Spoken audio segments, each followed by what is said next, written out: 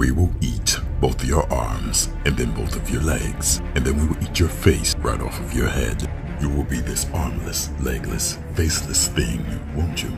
Rolling down the street like a turd in the wind. What the hell are you? We are Venom.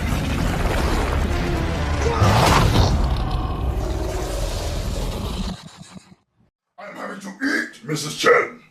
Ha ha! What is happening, Magnus? Look at me, I look like Venom. Big, black, and bald. I got a bald head. That's why I shaved my head, because I was going to see Venom this week. Anyway, so, I am back from seeing Venom, Let There Be Carnage in 4D XXXX and real 3D. For a while, I was going to see movies, for about 2 or 3 movies in a row. Because I switched apps I was ordering on, I was going to see movies in 4DX without the 3D. Now, I couldn't understand why the 3D wasn't in it. I wasn't scrolling far enough. I would see the 4DX and just buy it. Scroll under, it's 4DX plus real 3D. Anyway, so I'm having to eat, Mrs. Chen. I had a good time.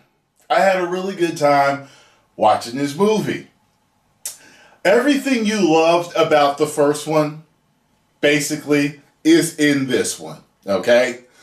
Whatever you enjoyed about the first one is in the second one, except more of it.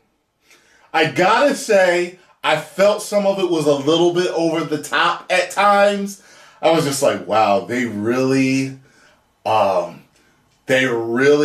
playing up what everybody loved about the first one. It was just like, I felt like the banter between him and Eddie, and even Venom's bravado and how he speaks was amped up. However, you get used to it very quick. You settle in and you're enjoying it. Tom Hardy's performance as Venom and Eddie Brock is the absolute best thing about the whole movie, just like it was in the last one. Woody Harrelson did a good job as Carnage. I feel as though he wasn't fleshed out enough as a villain, though. I feel like when I was done the movie, I didn't know Carnage as well as I wanted to. I've got to say, for a guy that did not enjoy Carnage in the comic books, a guy that started collecting during the Todd McFarlane age and, you know, up to the Maximum Carnage, I never liked Carnage, but I actually liked him, definitely liked him more than I liked him in the comic books in this. The action, there was more action, there was more Venom, there was more symbiote stuff, there was more Mrs. Chen, there was more Mrs. Chen, like I said, everything you liked about the first one is in the second one. So, it is short. It made me want more. However, other than Carnage not being too fleshed out, I didn't feel like it was rushed. And I tell you this, guys, I go to see every movie that I can in 4DX.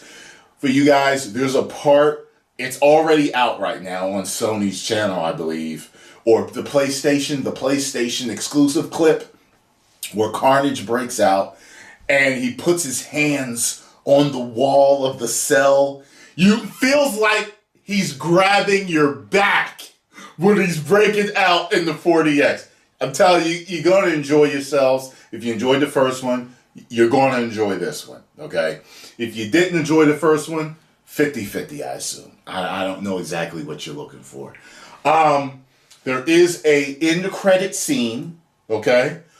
It's worth staying for. Do not miss it. But it's a mid-post credit scene. So there's nothing at the end. So just walk out. There's nothing at the end, okay, of the credits. I am going to give this one, I would say I enjoyed this one slightly better than the first one. 4.5 out of 5. Woo! Now, mullet style. For those of you that don't know what mullet style is, mullet style means party in the front. I mean, business in the front, party in the back, review in the front, spoilers in the back. So if you don't want to hear spoilers, get out of here. Okay, now, what the hell was up with the cop's eyes turning the same color as Shriek's? What did she do to him? What did she do? I don't understand it. She was going to kill him, but now all of a sudden he's got her powers? Someone explain that to me. Someone help me out. The other thing that I want to talk about, as far as spoilers go, is the end credit scene. So he wakes up, and all of a sudden he's in his apartment. He's watching the soap opera with Venom, the Spanish soap opera with Venom, and then all of a sudden he's not.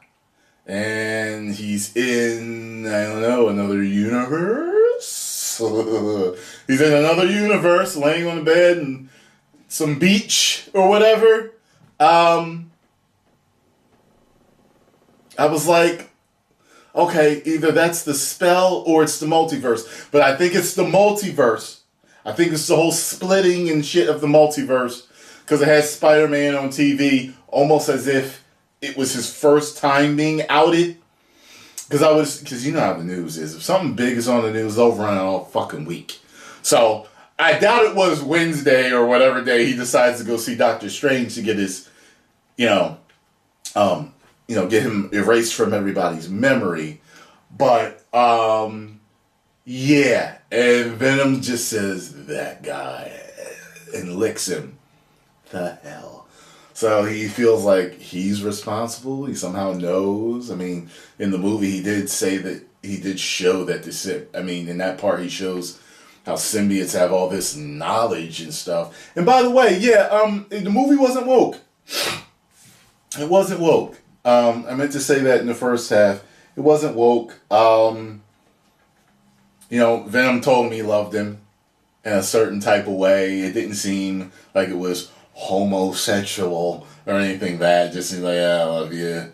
He loves someone and he accepts him. It didn't, and people were telling me in the comments when I was talking about, whether he's gay or not. Like, yeah, he's always had that love for him. He's told him he loved him before, but it was never like that. So, that's really all I can think about right now to spoiler talk. I want to know what the hell the eyes were with that. And I feel like Venom's going to be in Spider-Man 3. That rhyme, don't hate the play, hit the game. Bars!